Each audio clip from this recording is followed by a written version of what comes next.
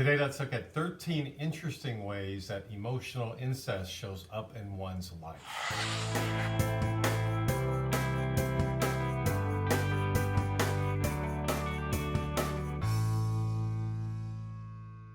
Quick little recap. Emotional incest is the emotional taking over of a child for a parent's own benefit. I've done several videos on this topic. You can check out some of my other videos. So I have the links in the description box below. But in today's video, I just want to focus on the ways in practical terms that it can show up, the symptoms in one's life. Let's say now somebody's in their 20s or 30s or 40s and they're not quite sure that they're a victim of emotional incest. So one way to help you examine this is we're going to look at 13 ways it may show up indeed in one's life. So let's come up with a female and a male name. I'll start with Jessica. Jessica is example number one.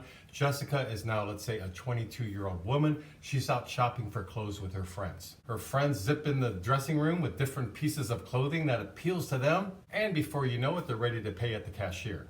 Jessica is wondering, why is it taking me so long? Why can't I make up my mind? What do I buy right now? I don't know. When we tie this into emotional incest, we could say it's because Jessica was trained to please others to the degree of how she looks. Her appearance is not about how Jessica looks, how she feels about herself. It's about the appearance to others. So one reason it could be taking a bit longer than her friends is because she's not focusing on what she likes, her needs, what she feels good about, how something fits her. Are they going to like it? What do they think about me when they're looking at me in this? So the focus is on others and not on her own desires and wants in terms of clothing. Number two, let's say there's a male named Steven. He's seeing an old friend from high school. They're having dinner together. He's wondering why when he leaves the restaurant, he has an empty feeling. He realizes he listened to his friend go on and talk maybe for several hours about himself and his life. And then he realizes his old high school friend didn't ask him one thing about himself. Steven senses the imbalance, senses that this old high school friend doesn't know Steven at all. Not only not know Steven, but the friend doesn't even care to even fake being interested in him.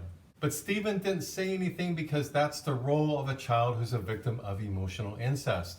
You're there to please and listen to the parents. It's all about the parents' needs. Number three, Jessica, when she realizes that when she's with her family members, holiday gatherings, a birthday party, when her siblings are there, there's one particular sibling, could be all of them, but let's say one particular sibling who seems to be bullying her, picking on her. The sibling just has to jab her. Insults. Jessica's wondering, where's this coming from? I haven't done anything to him or her. When she's leaving the holiday gathering and driving home, she's thinking about it, that her siblings were jealous of her. They're blaming Jessica, even though Jessica didn't have anything to do with it. It's all about the parent. Jessica was the golden child, and it really thwarted and hurt Jessica's development.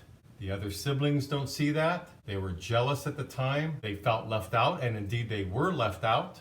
So now there's one in particular who's going to get Jessica back because of anger related to a childhood where that sibling felt left out. How dare Jessica get all this attention? Jessica's maybe figuring this out as she's driving home, and this does indeed tie in to being a victim of emotional incest. Number four, Steven, when he's at work, realizes his co-workers are teasing him about, you say sorry for everything. Steven starts paying attention to how often he apologizes for things, takes responsibility for things he didn't even do wrong. He says, I'm sorry to almost anything. He then realizes that because he had to take responsibility for everything as a child, he perhaps was the emotional scapegoat. So he learned to treat himself like a doormat, that he came second. And in coming second, he has to take responsibility for everything and everybody, including saying, I'm sorry, at inappropriate times when there's nothing to be even sorry about. Number five, Jessica is starting to care for somebody. She's been dating this fella for many months now. He's okay. She's definitely not in love with him. She can sort of sense that he's in love with her, though. He really likes her. When she's brought him around family members, everybody seems to like him. People are now saying, isn't it about time you get married? He's a good catch for you.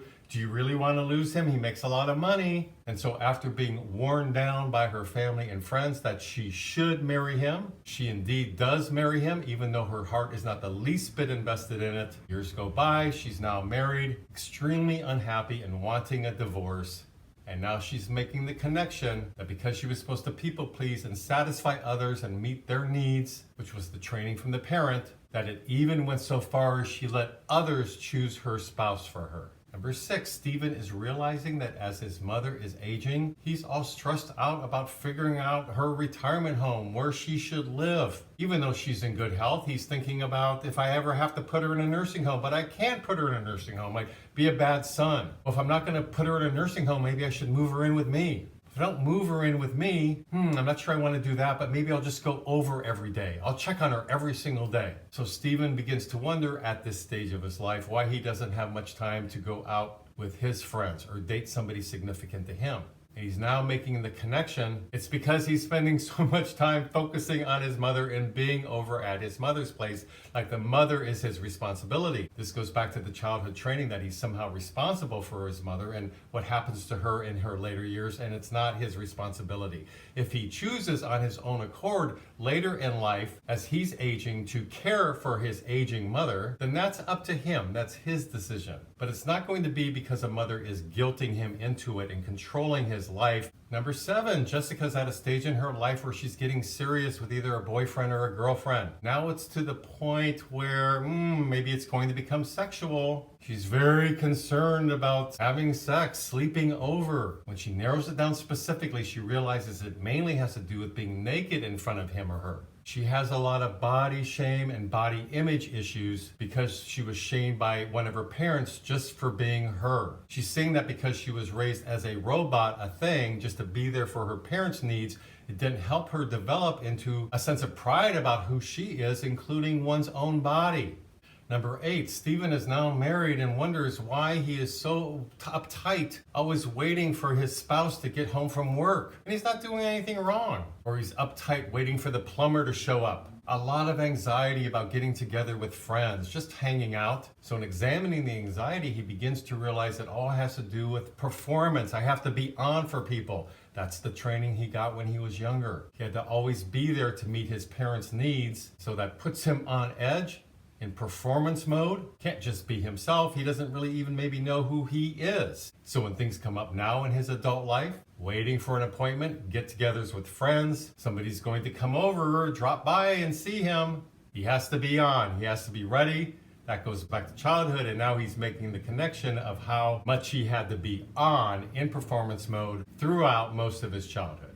Number 9, we could apply to either Jessica or Steve. They're now in a relationship, maybe married. And Jessica wonders why she can't have an orgasm with her partner. And Stephen is wondering, why do I always have premature ejaculation? Those sexual related problems in the bedroom, so to speak, can easily be tied into emotional abuse when we're younger. We're not supposed to enjoy ourselves, right? That's the messages that the kid gets. And so how can I feel good about myself enjoying myself in the bedroom with somebody else? My role is to be a servant, not to just please myself and enjoy myself, certainly not sexually. So for women, it may show up as orgasmic disorder. For men, it may show up as premature ejaculation. There's other issues that can pop up as well. Number 10, Stephen's at a restaurant. He's been dying to try the French onion soup. He hears it's excellent. He drove all the way there from the other side of town to try this French onion soup. He finally orders it. He's anticipating a great meal here. The soup comes, the waiter kind of slams it in front of him. He goes to eat it and it's cold. He notices he's reluctant to call that waiter over and have it sent back to the kitchen. He's entitled to. The soup is cold. He doesn't want it. But he ends up not calling the waiter and just sort of forcing himself to eat it. And as he's doing that, he realizes, why am I doing this? Where's it coming from? It goes back to being minimized as a child. 11, Jessica wonders sometimes why when she's with groups of people, all of a sudden she wants to leave. Her coworkers are having a heated discussion about something and she wants to get out of there.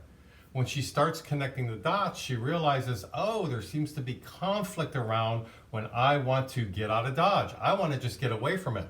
Anybody having a disagreement, get me out of here. I'm going to find a way to leave. I'll sneak out the back door if I have to. And God forbid if I have conflict with somebody I really care about. I just can't deal with that. But she realizes she's missing out on opportunities at work because she's dodging things. She's realizing she's not able to maintain a healthy relationship because she can't really talk honestly about things because she's finding all sorts of ways to ignore conflict. In further examination, she realizes conflict was not allowed at home. She would get in trouble for voicing her opinions. Her parents didn't handle conflict well. Either they shoved it all under the carpet and nothing was discussed, or everything was a shouting match and turned into an argument. She wasn't helped to work with conflict, understand the notion that she's entitled to her opinion, and there's healthy, constructive ways to show that. Because she wasn't helped with that growing up, she's now making the connection that her trouble with conflict all ties into her childhood. Number 12, Steve realizes now as a man in his late 30s, he's always running behind because he's trying to help people too much. Anybody who needs him, he'll do it. He won't look at his own needs, if it fits into his schedule, if it's something he really wants to do or not. It's just because somebody needs him or wants him, and he's going to bow to whatever they want. He realizes as he makes this connection, he always has to be the good boy. So when you're always feeling like you have to be the goody-goody, you have to be helpful, you better do what's expected of you, that you were trained as a kid, that you're not entitled to your needs, your likes, your dislikes. So now as an adult, Steve is making the connection that I help people so much, even to the point where it negatively impacts my life, because I want to appear as the good guy. And lastly, number 13, Jessica is ready for a promotion at work, but she doesn't want the promotion. Well, why not? It's a great promotion, a great position. They're going to double her salary. Not much more work, really. Her hours are going to be the same. She's questioning herself, why don't I want this opportunity? It's being handed to me. And she realizes that once a week at the management meetings, she has to give a 15-minute presentation about her department.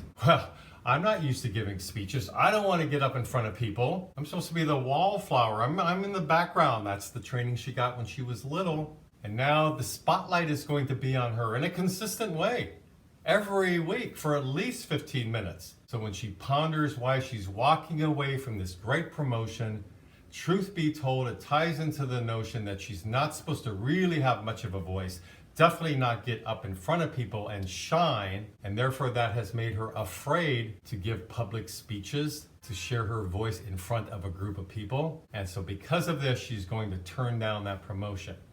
But hopefully with some work and making these connections, and this goes for either number 13 or all that I just mentioned, anybody, not just a Stephen or a Jessica, can in fact turn their life around by exploring the childhood trauma, seeing the negative impact from the toxic parents, feeling the feelings about what they went through, and then challenging themselves behaviorally at wherever they are now in their adult life. By doing this, we can reclaim ourselves and cut those cords to the toxic conditioning.